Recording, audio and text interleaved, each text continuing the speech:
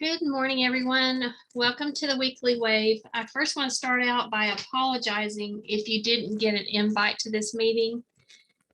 We are currently switching platforms for our weekly wave from a regular platform to a government platform. So when we're done with this call, I would ask that you go to the wave site and register for the link for the new series of calls that will start next week. And that'll ensure you get the updates and invites to every call that we have. It's the first thing I want to say. And then we're going to go ahead and get started with transfers. So the student online application is now available at the State Department website at the following link. So there's a box to check for students once you're going through the form that will tell you that if you've never been enrolled, or that if you've been enrolled in a private or homeschool, or that if you're moving from another state other than Oklahoma or country, or if you've never attended a public school in the state of Oklahoma, those parents will need to check that box. And once that's checked, it sends, and they complete the application, it sends it to for it to be the assignment for an STN to happen. So usually it's generated fairly quickly, and then once that is generated, it's going to show up in your transfer queue. So that's what the most important change you're going to see when you're trying to get an STN. So I'm going to go ahead, and if anybody has any questions about this new transfer app, I'm going to go ahead and take those questions right now and see if I can help answer those. If not, then I'll take your name and number and get back to you. But go ahead and feel free to take your phone off of mute to ask, and we'll see what questions you might have.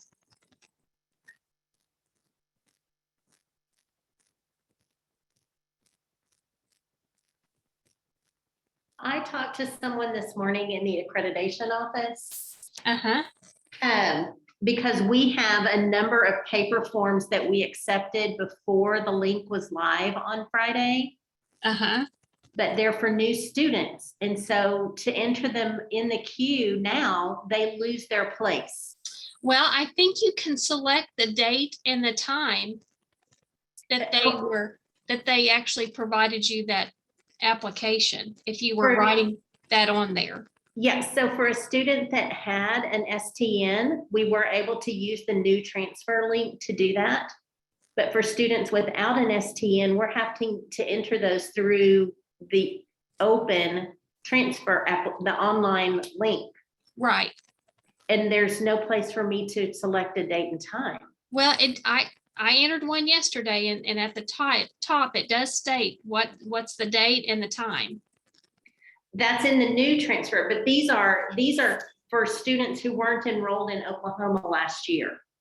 Right. So they don't have an STN. I can't enter them with that new link without an STN. Okay, who am I talking to? I'm going to have to check on that and get back with you. My name is Angela. I'm with Norman Public Schools. Okay, Angela. So it's for new students and saving place in line. Okay. All right, I will check on that. Mona's asking if we don't have any showing up in the, what if you don't have anything showing up in the queue? Then you probably, here's the thing. When the first couple of days it opened, it's taking a bit to get those STNs to go through, but now that if anybody enters anything now, it should process it very quickly. Do you know, Mona, if people have submitted transfers online yet?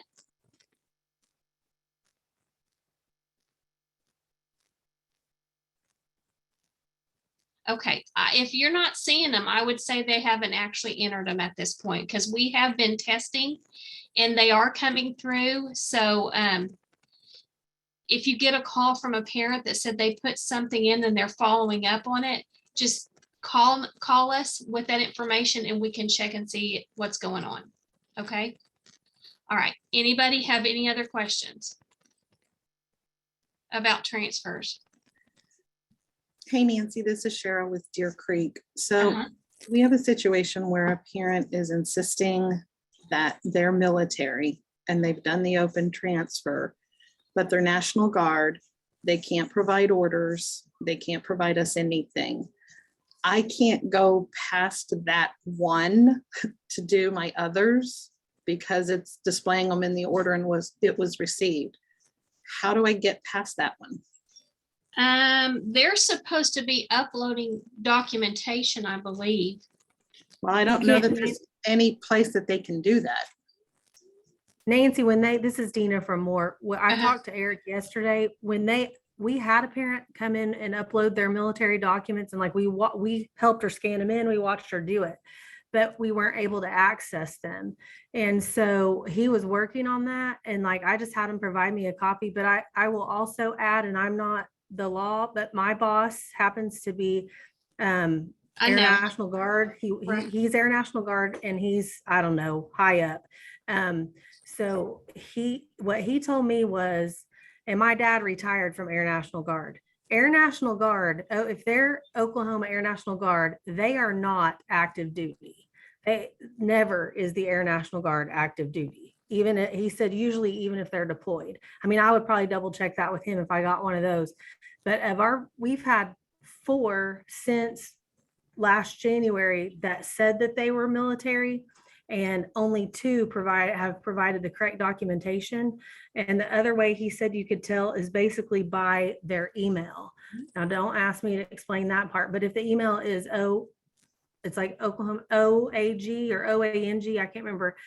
But then if they're a guardsman, they are not considered active duty. Well, this one's Army National Guard, and the issue that we're running with is I believe she's civilian and she's working for a government contractor because she's a GS designation. And we've checked with Eric to confirm it, and she can't provide me orders. So short of denying it, that Eric said we didn't deny, but I can't go past it because it's triggered as one of those that are required. Okay, I will check on that, Cheryl, and I will call you back, okay? Okay, thank you. You're welcome. All right. Thank you, Dina, for that input. That was very helpful. Grace is asking, can we make it possible for a parent to be able to select which school they are wanting to request their transfer when filling out the parent application? Grace, I've heard a couple different things on that, and I think I might have seen where you could select it. I don't think it was available at first, but I'll check on that as well because I don't know the answer to that, but I can make that suggestion if it's not available. And Grace, what district are you with?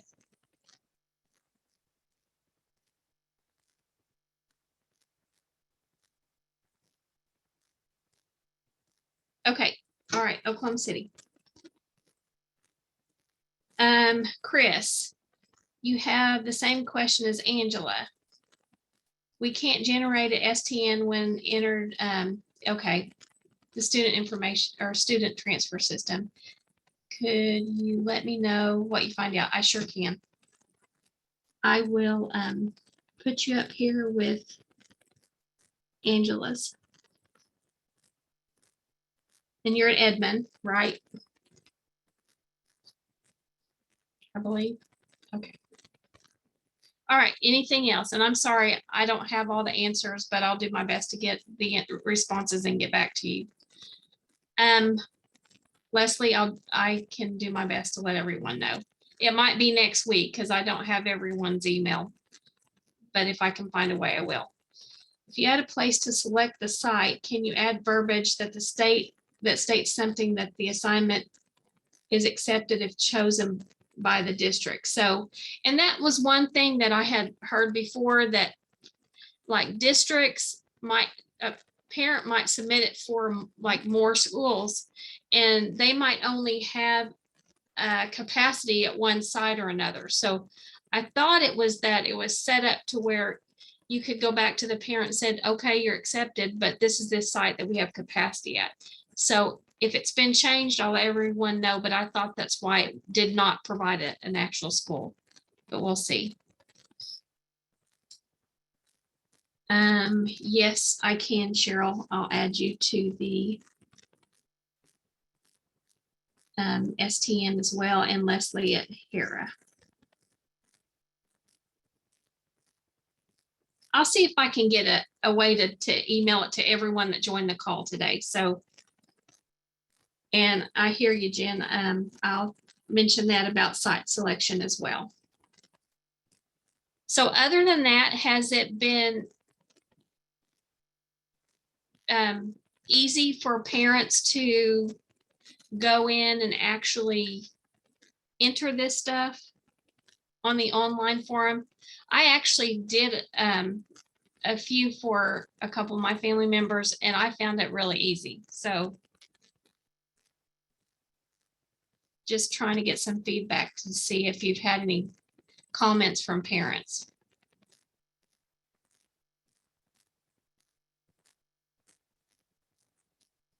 Okay. All right. So also going on right now until next week, you're reporting your capacity numbers. And then the next date that it will open is around September 15th. So keep that in mind. Next thing we need to talk about is the rollover. Again, the wave's going to be down on the 11th through the 22nd. So prior to your SIF rollover at your district, please put your zone to sleep. If you don't do that, we'll have issues with receiving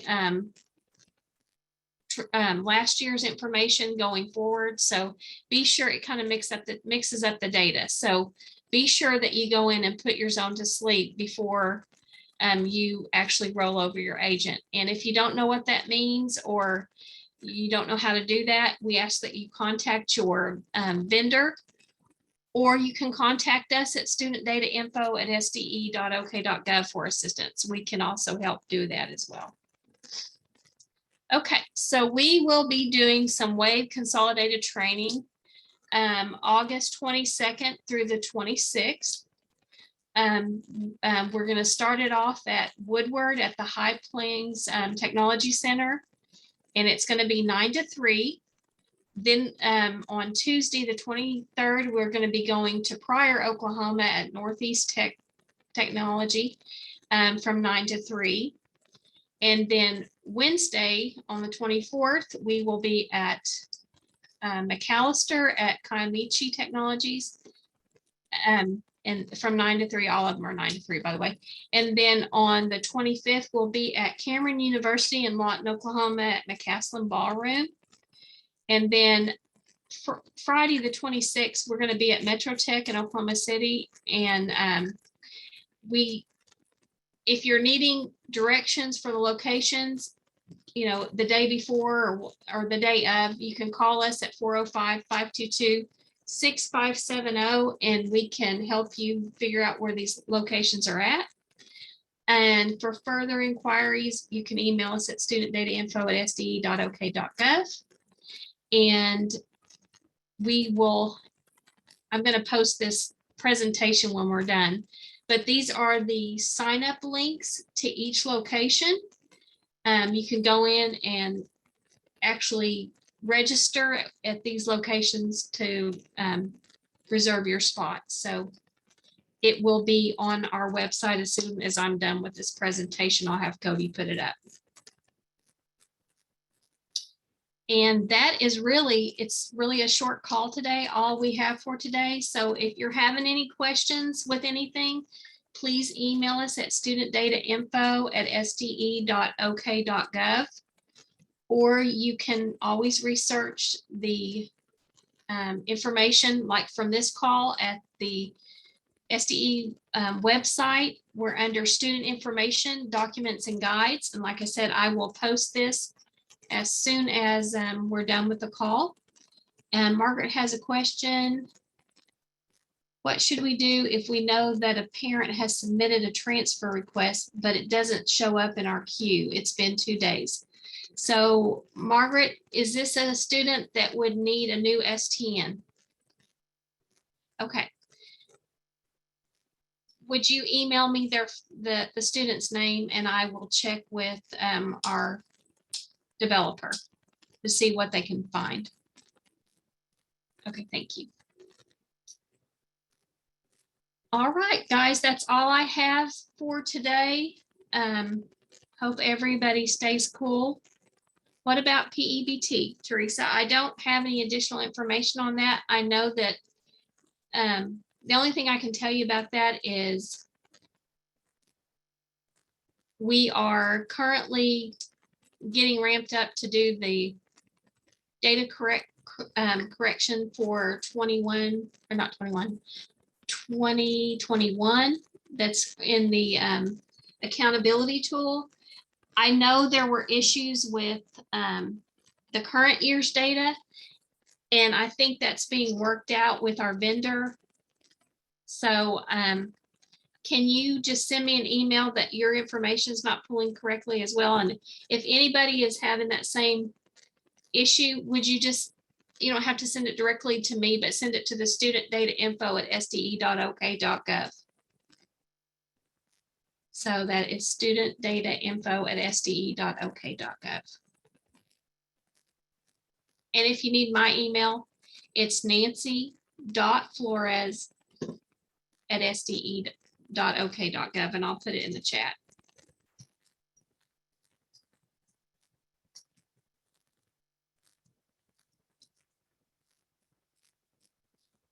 You're so welcome, everyone. Well, I hope everyone has a wonderful day. I'll stick on here for a little bit if you have any other questions, and hopefully we'll talk next week. Have a good one. Thank you, Margaret. Thanks, Dion. Don't forget to go in and register for next week's wave.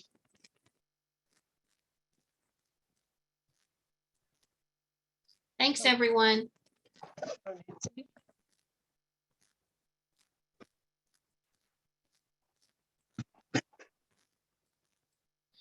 Teresa, if you'll go to just the wave on the right-hand corner of there, it says register for the weekly wave. Just register during it with using that button. Hello, Nancy, can you hear me? Yes.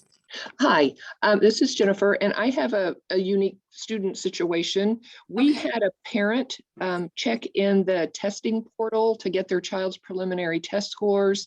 They used the state testing number we have for them in our district. When they entered it, it said that it was incorrect. So I went into the portal on behalf, or went into our side of the portal to look up the student's name. And when I put in the student's name, it pulled up 2 STNs for this student. However, there's no error message on the wave or anything for that. And so I gave her the other STN number, and of course she was able to access the student's preliminary test score data. But how do we correct that when there's no errors or anything showing up? Well, I mean, sometimes if there's multiple STNs, you won't get an error. What you need to do when you find those situations, if you'll email the studentdatainfo@sde.ok.gov and ask that those be merged, we can actually merge those, and we'll provide you with the primary STN. Okay. All right, And- I can do that. Okay, sounds good. Thank you. You're welcome.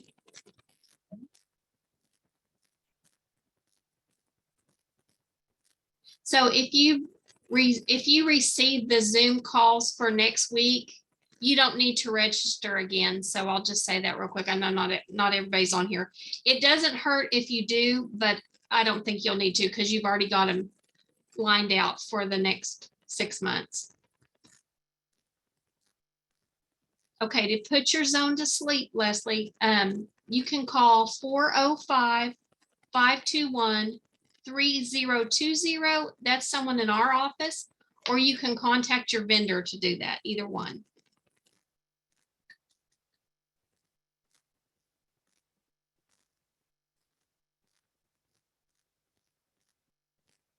You're welcome.